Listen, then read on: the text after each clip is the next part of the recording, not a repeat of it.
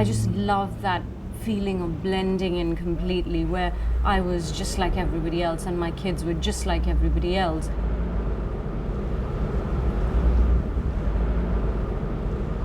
I thought this was the place that I wanted my kids to grow up, and I was happy. But then September 11th happened.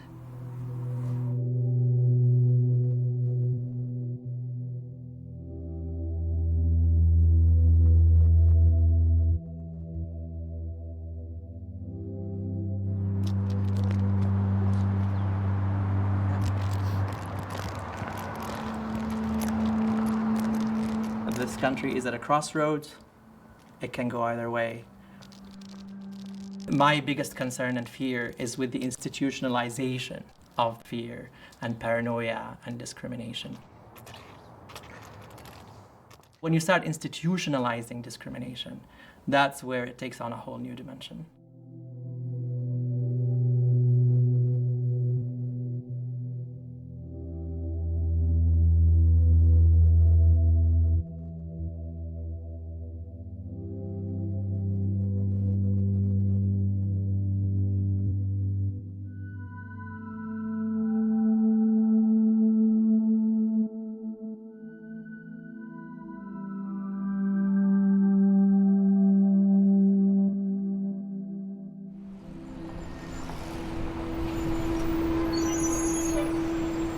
As the stories came out about who the terrorists were, I knew that the immigration system was going to be negatively impacted, and most especially people of Middle Eastern or Asian descent would obviously be the most impacted. You know, we had a very bad thing happen to us, but have we done an injustice as a reaction to 9/11? And unfortunately, it appears that we may have erred. Over the last few years, there have been pervasive reports from American citizens and immigrants who have been singled out for intrusive questioning and searches when they return home from traveling abroad. And these are largely U.S. citizens and permanent residents, many of whom are from the Muslim, South Asian, and Middle Eastern communities. The U.S. government has engaged in widespread profiling and targeting of these communities. This is but the latest phase in a long and tragic history of racial profiling and discrimination against minority and immigrant communities in the United States.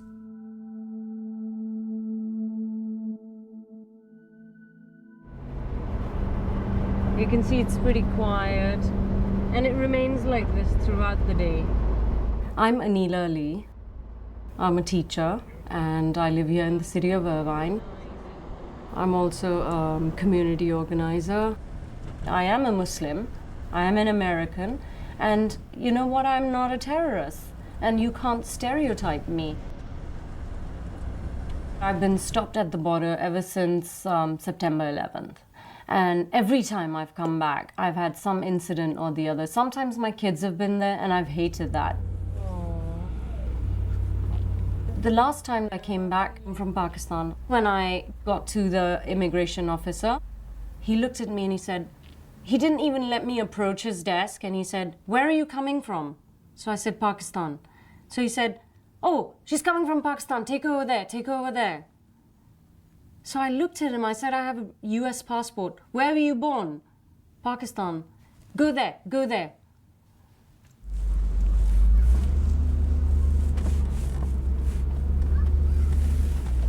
And the supervisor came, and I said, "I'm a teacher. I teach the children of America. FBI's checked me out. Everyone's cleared me, and you're stopping me?"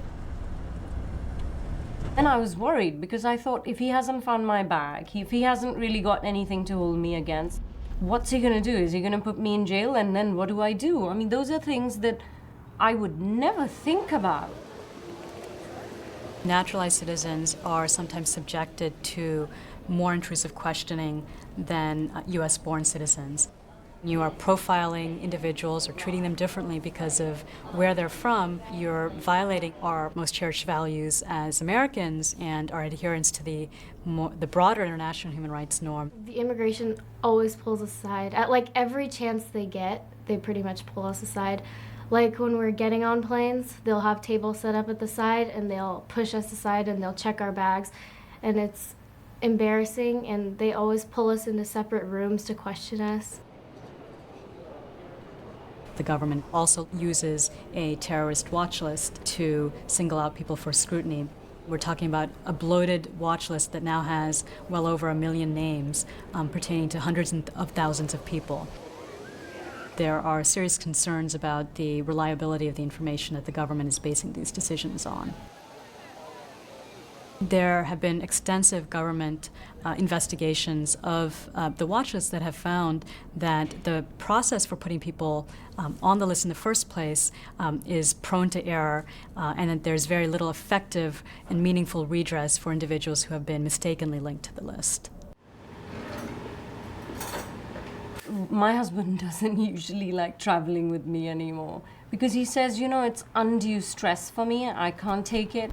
And so I'll either travel on another flight or you just go on your own. Sometimes we even split up, like he'll be at the beginning, he'll get the kids out, and then I'll be at the end of the line. But a lot of times, you know, we are together, and sometimes my kids are there. And I've hated that because, you know, I want them to love America. This is their home. When you get on the plane, everyone knows. They just look at you like, oh, they checked your bags. You know, is there something wrong with you? You know, terrorist maybe. So it's just embarrassing. You don't like people looking at you that way.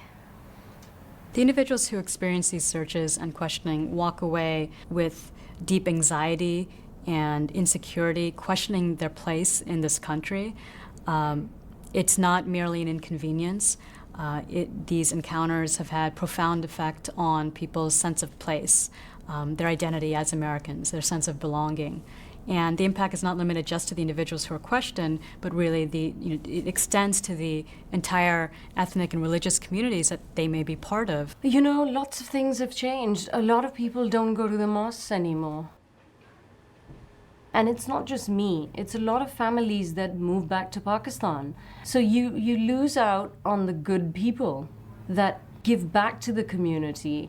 A lot of my friends don't even talk about politics when they're calling each other.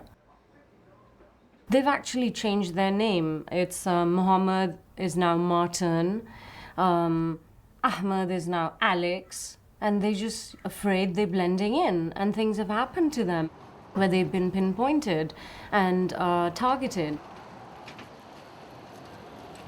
The stigma and isolation that the South Asian, Muslim, and Middle Eastern communities face is not just the result of a single policy. So it's not just overbroad customs inspections, but it's that in combination with FBI interviews that are happening at home and in the workplace. It's in combination with surveillance that is happening in mosques.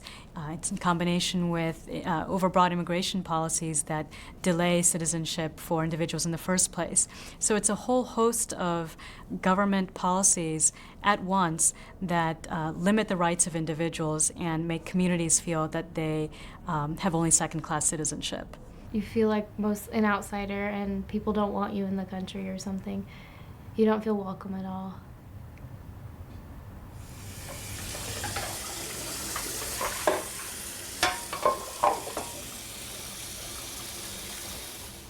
I cannot sit here doing nothing about it. I think I have a reason to do what I really want to do. I want to become a community activist.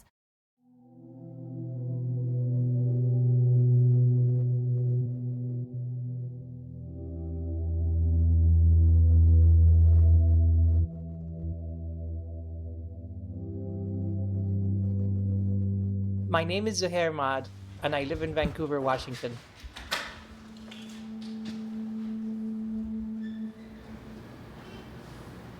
I work for a state agency to assist people who have lost their vision to become employed. basically help people become responsible, productive taxpayers who put back into the system. I've always wanted to study computers and science, and back home in Jordan, where I grew up, I was told that as a blind person, I cannot study maths and science because I cannot see. And so the only way to do that was to go to the US. When I was 17, the United States Agency for International Development procured me a visa and allowed me to get into high school in Chelmsford, Massachusetts.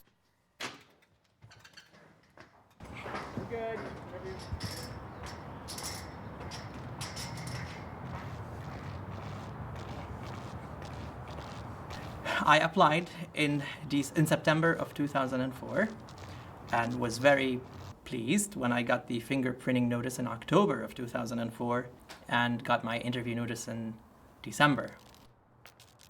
And I thought, that's really amazing. I'm going to be a US citizen. The interview went quite well. My English skills, they thought, were quite good.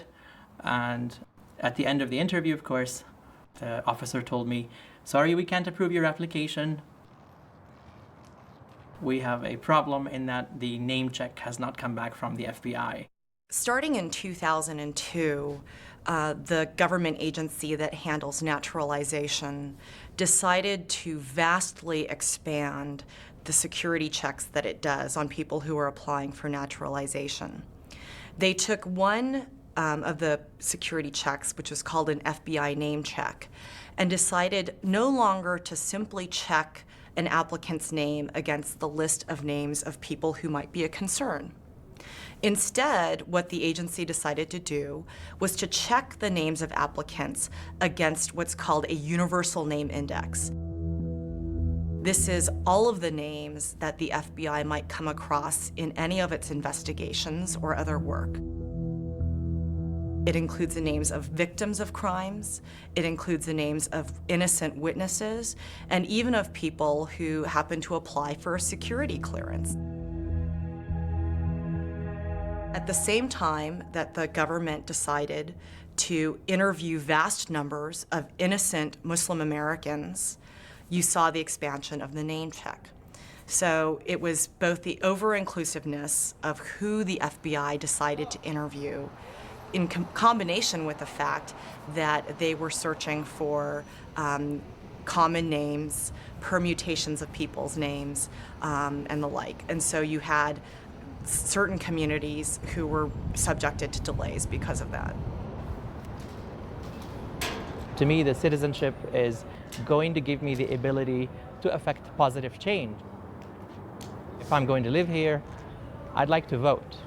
I'd like to exercise my rights in the democratic process.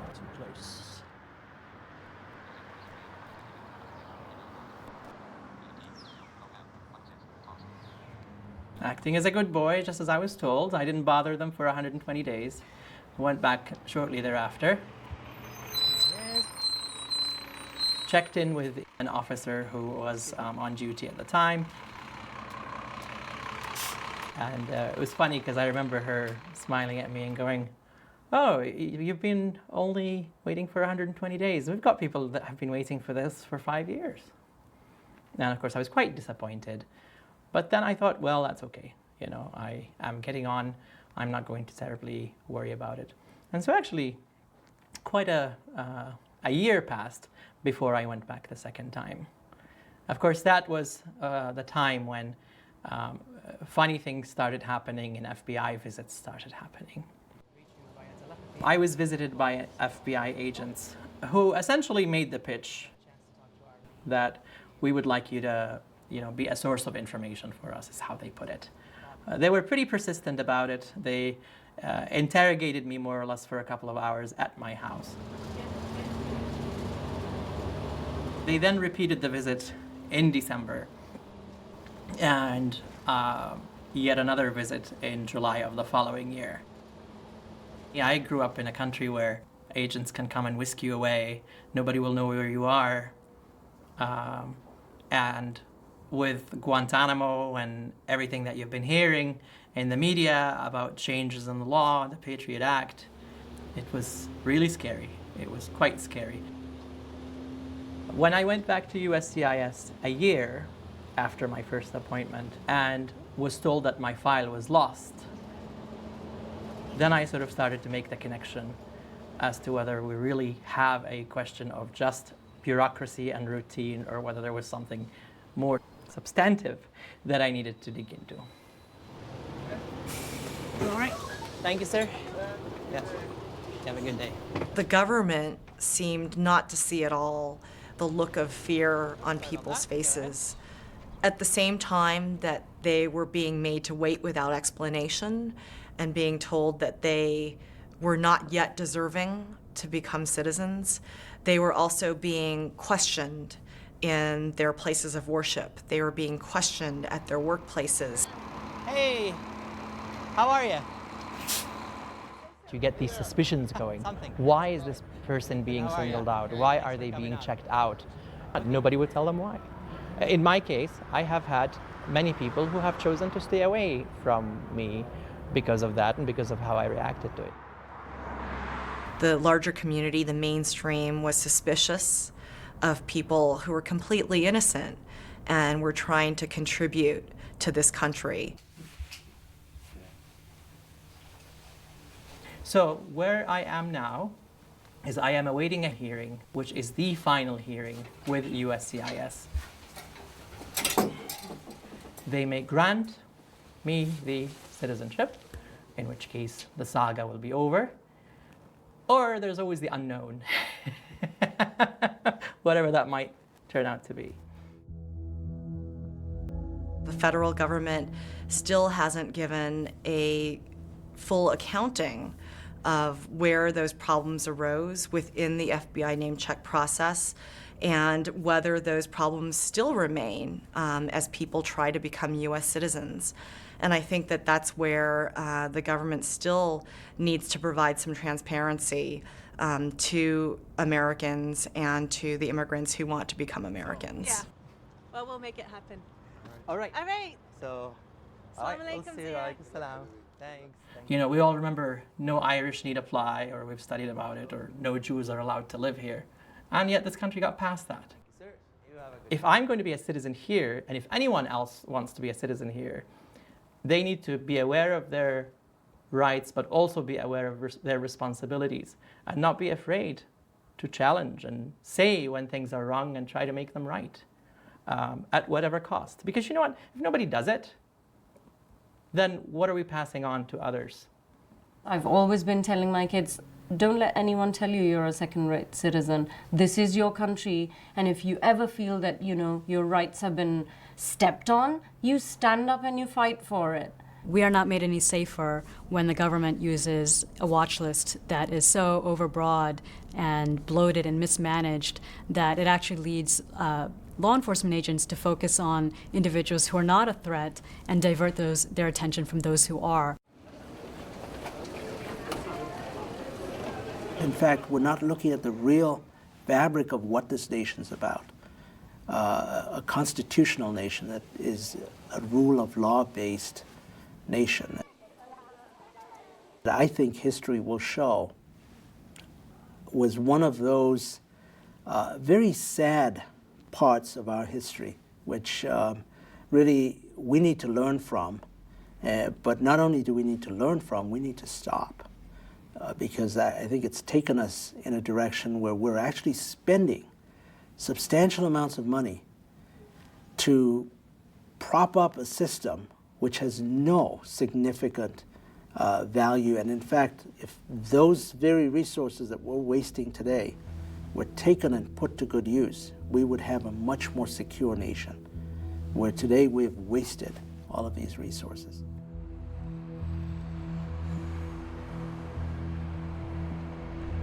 Read the stuff and the person who experiences it. From my point of view, having read the Adjudicator's Field Manual, only last Sunday, mind you. You didn't read the whole thing, did you? I did the chapters 72 through 78 on the naturalization bit. Stuff. Yeah, exactly. So.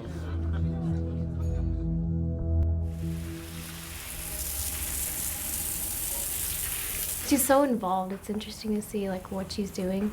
She has her Irvine Pakistani Parents Association, and that's helping students learn our language and cultures and stuff. And she's also on our Public Schools Foundation board.